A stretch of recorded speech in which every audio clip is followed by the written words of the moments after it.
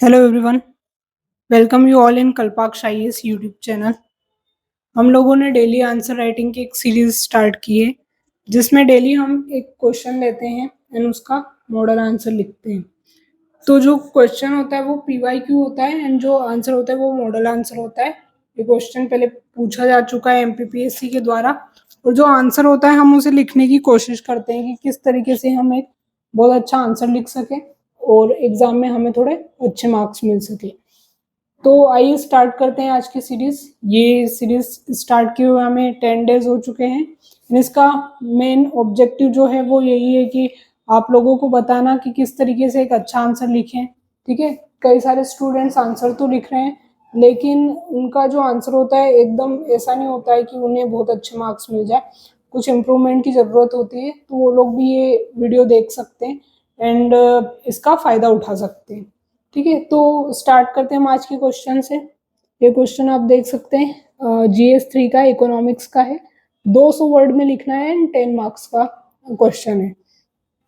तो हम इस क्वेश्चन को स्टार्ट करें उससे पहले हम जो क्वेश्चन की डिमांड है उसको देख लेते हैं कि क्या कहता है। तो इसमें पूछा गया है कि explain the national food security act 2013 while explaining the food security management and public distribution system। तो उसने एक ही क्वेश्चन में तीन अलग अलग चीजें पूछी है। पहली तो पूछी है नेशनल फूड सिक्योरिटी एक्ट 2013, दूसरी उसने पूछी है food security management and third public distribution system. तो ये 10 मार्क्स का क्वेश्चन है। अब हमको इसको तीन पार्ट में डिवाइड करना है। तो सबसे पहले हम जो स्टार्टिंग करेंगे, जो स्टैंडर्ड स्ट्रक्चर होता है आंसर का, वो होता है intro, body and then conclusion. तो हम सबसे पहले स्टार्ट करते हैं इंट्रो से। तो जो इंट्रो है, मैंने एक अच्छा पॉजिटिव इंट्रो लिखा है एंड आप हमेशा ध्यान रखें, मैं आपको बार बार बोल रही हूँ कि जो इंट्रोडक्शन होना चाहिए वो 4 से 5 लाइन का होना चाहिए। इससे ज़्यादा बड़ा इंट्रोडक्शन लिखने की आपको आवश्यकता नहीं है। तो पहले हम यहाँ पर अच्छा एक इंट्रोडक्शन लिखेंगे, ठीक है। उसके बाद हम लोग यहाँ पर एक बॉडी स्टार्ट करेंगे यहाँ से, तो वो लिखी है मैंने। देन लास्ट में मैंने यहाँ पर एक कंक्लूजन लिखा है। तो सबसे पहले स्टार्ट करते हैं इंट्रोडक्शन से। इसमें मैंने पॉजिटिव इंट्रोडक्शन के साथ लिखा है कि एक लेजिस्लेशन, लैंडमार्क लेजिस्लेशन है।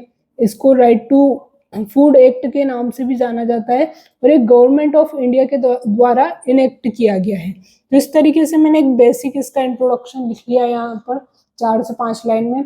देन यहाँ से मैंने बॉडी स्टार्ट की है। तो पहले मैंने नेशनल फूड सिक्योरिटी एक्ट को डिफाइन किया है यहाँ पे इंट्रोडक्शन में।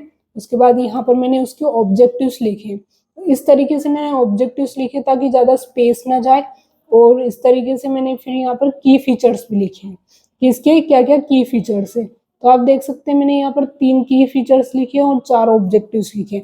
तो फर्स्ट जो पार्ट था हमारा आंसर का, वो हमने यहाँ पर कंप्लीट कर लिया है, ठीक है।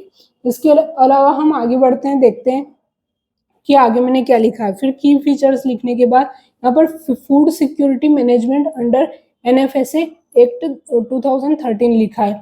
मतलब यहाँ पर आप देखेंगे क्वेश्चन में, तो इन्होंने यहाँ पर फूड सिक्योरिटी एक्ट के बाद फूड सिक्योरिटी मैनेजमेंट को भी पूछा था, तो मैंने यहाँ पर डिफाइन किया है, ठीक है। पहले यहाँ पर मैंने इसका थोड़ा सा ब्रीफ इंट्रो दिया है, देन पीछे इसकी की कंपोनेंट्स लिखे कि इसके अंदर क्या क्या चीजें आएंगी।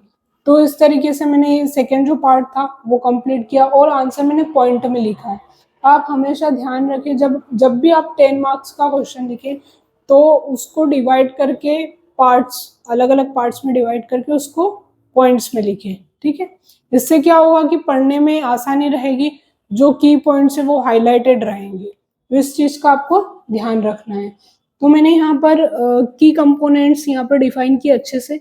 देन पब्लिक डिस्ट्रीब्यूशन सिस्टम जो है वो भी पूछा है, तो उसको मैंने 2 लाइन में पहले डिफाइन करके की फीचर्स लिखे, ठीक है।